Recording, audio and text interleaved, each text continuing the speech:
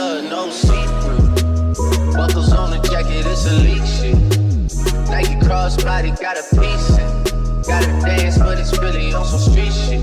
I'ma show you how to get it. It go right foot up, left foot slide, left foot up, right foot slide. Basically, I'm saying either way, we bout to slide. Hey, can't let this one slide. Don't you wanna dance? Hi guys, and welcome to my channel. My name is Georgina, and today I thought I'd film a theory test video. Well, how to pass your theory test. So I took my theory test probably 2 years ago now, and unfortunately I didn't pass first time. I was 2 marks off, which is why I thought I'd create this video to help others try and pass. So I think the main thing when it comes to taking your theory test is, well, first of all, obviously get it booked in and make sure you make sure you're revising up until the test day. I was still taking like little mock tests while I was like waiting to go into the test centre. I was just making sure that I had all the information I needed to try and pass. So the one thing that really helped me was purchasing the app from the App Store. I'll leave them in the description box below. I'll put a link to them. But yeah, I did have a free one, and then I went on to purchase one, and even though it was only £3.99 or something, it was the best £3.99 I spent, because I noticed that on the paid version you get access to way more questions, and I noticed that some of the questions that popped up on the test were actually exactly the same on the app. So, and the more you keep taking a test, you gain more access to more questions that are more likely to pop up. So I think definitely purchase the app. It's way better than the free one. So I kept testing myself on there. They do, so with the theory test you have the theory side and then the hazard perception side, which is when you're in there you have to click each time you see a hazard, and the main thing is not to click too much, because that's like a red flag while you're in there taking a test. So make sure you don't click too much. The hazard perception is what I actually did really well in. It was the theory side that I was only 2 marks off. I think you have to get 43 as a total on the theory test, and I'm not sure what you get on the hazard perception, but you have to pass both to pass the whole test. So yeah, definitely get the app.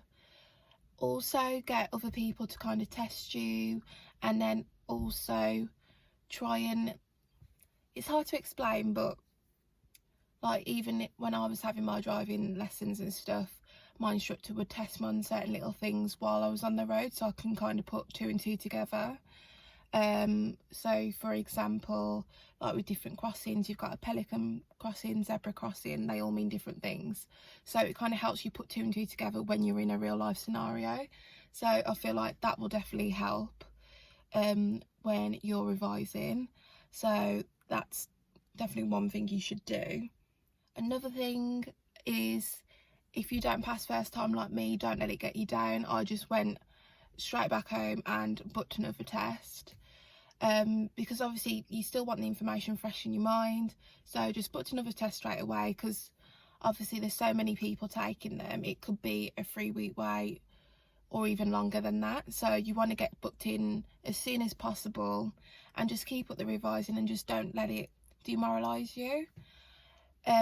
Because as soon as I didn't let it demoralise me, because I thought I'm only two marks away from passing, I can do this. So yeah, I rebooked the test, and when I went in there I passed second time, which was amazing. And this time also, when I went in there, I made sure to go back over my questions, because you can do that when you're in there. You can like flag up questions that you're not too sure on, and if you have enough time you can go back through and maybe change your answers. And I did that on my second test and I ended up passing. So it makes you think which ones I changed were right or even wrong. But yeah, definitely do that, and also utilise your time, because the first time I did it, I thought that I had a certain amount of time to get the whole test done, but they break it up into 2 segments, so it's kind of like say 15 minutes or half an hour for the theory side, and then you'll then move on to the hazard perception. So I think definitely just watch your time in there, because I rushed through on my first attempt.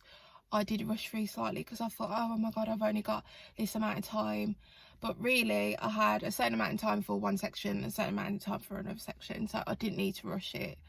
And who knows, that could have led to me not passing first time. So I think definitely do that while you're in there. But yeah, I don't think there's anything else I can give you tips on. But yeah, just try your best, just try hard, always revise constantly. I was revising on the bus to where I was going, I was revising at home, on my way, different journeys. I was just making sure I was revising, going through all the different test questions. And then like when I'm out on my test, I'd even ask my instructor certain questions and stuff if I didn't understand them, because sometimes they are worded differently.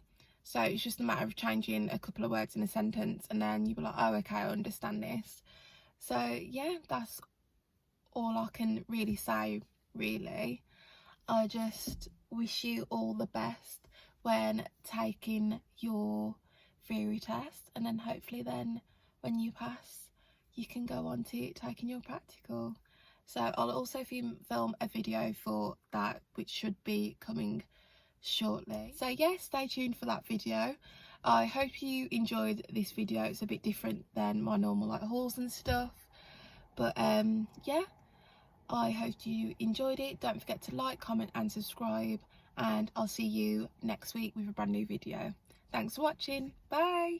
Black leather glove, no see-through. Buckles on the jacket, it's elite shit. Nike